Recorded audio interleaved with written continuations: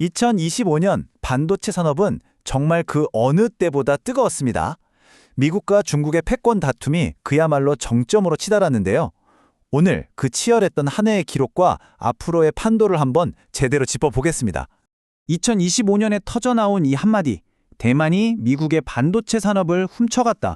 도널드 트럼프 전 대통령의 이 발언이 당시에 팽팽했던 지정학적 긴장감을 아주 단적으로 보여줬죠. 그만큼 반도체를 둘러싼 갈등이 격화됐다는 뜻입니다. 자, 그럼 이 거대한 체스판에서 미국이 먼저 어떻게 움직였는지 그 첫 수부터 한번 자세히 들여다볼까요? 2025년 한 해 동안 미국은 정말 쉴 틈 없이 몰아붙였습니다. 연초에는 바이든 행정부가 중국의 대표 테크 기업들이죠. CXMT와 텐센트를 블랙리스트에 깍 올려버렸고요. 바로 다음 달엔 트럼프 행정부 쪽에서 미국 밖에서 만든 칩엔 25% 관세 때릴 거다 하고 으름장을 놨죠.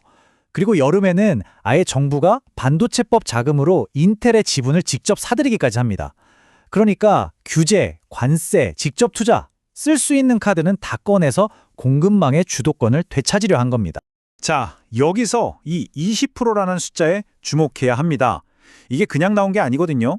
지금 미국에서 만드는 최첨단 반도체 비중이 거의 0에 가깝다는 걸 생각하면 2020년대가 끝나기 전까지 전 세계 생산량의 20%를 미국 땅에서 만들겠다? 와, 이건 정말 어마어마하고 야심찬 목표인 거죠. 그러니까 이 반도체법, 칩섹트의 핵심은 명확합니다. 이건 그냥 방어하자는 게 아니에요. 첨단 반도체 제조 시설부터 설계 능력까지 산업 생태계 전체를 통째로 미국으로 다시 가져오겠다는 아주 공격적이고 전략적인 큰 그림인 겁니다. 자, 미국이 이렇게 강하게 나오는데 중국이 가만히 있을 리가 없죠. 이제 판을 뒤집어서 중국은 어떤 카드를 꺼내들었는지 한번 보겠습니다. 이 숫자 470억 달러, 우리나라 돈으로 하면 60조 원이 훌쩍 넘는 돈입니다. 중국이 세 번째 빅펀드라는 이름으로 이 어마어마한 돈을 쏟아붓기 시작했어요. 목표는 단 하나, 미국의 제재 속에서도 살아남을 수 있는 완전한 반도체 자급자족 생태계를 만드는 겁니다. 그리고 이 투자가 벌써부터 효과를 보고 있어요. 보세요. MEC 같은 중국의 토종 반도체 장비 회사들 매출이 막 45%씩 뛰고 있습니다. 미국의 장비가 없으면 우리 장비로 만들겠다, 이거죠.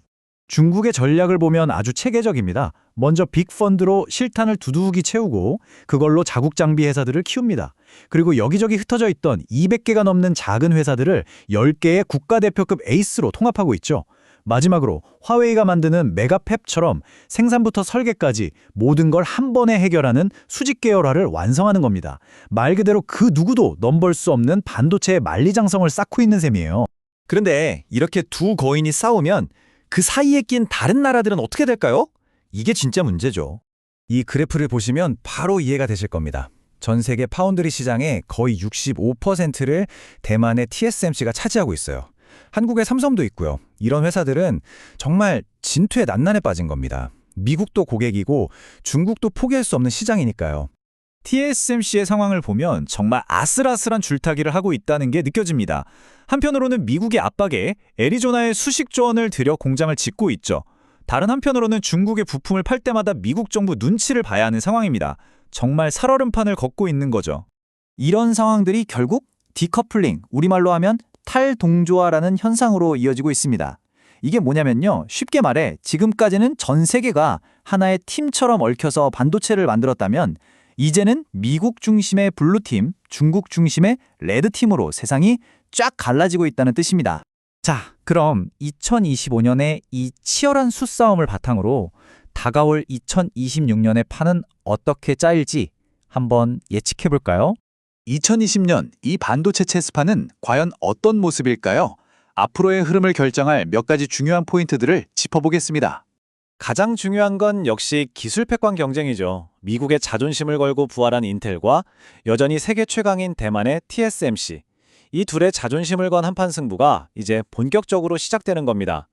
인텔은 18A 공정으로 마이크로소프트 같은 거물급 고객을 확보하면서 바짝 추격하고 있고 TSMC는 N2 공정으로 애플, AMD 같은 기존 고객들을 꽉 잡고 있죠.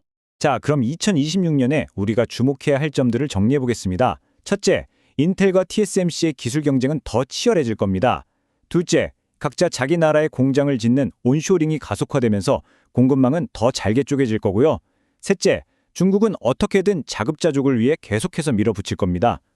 마지막으로 다른 나라나 기업들은 너 우리 편이야? 저쪽 편이야? 하는 압박을 더 강하게 받게 되겠죠.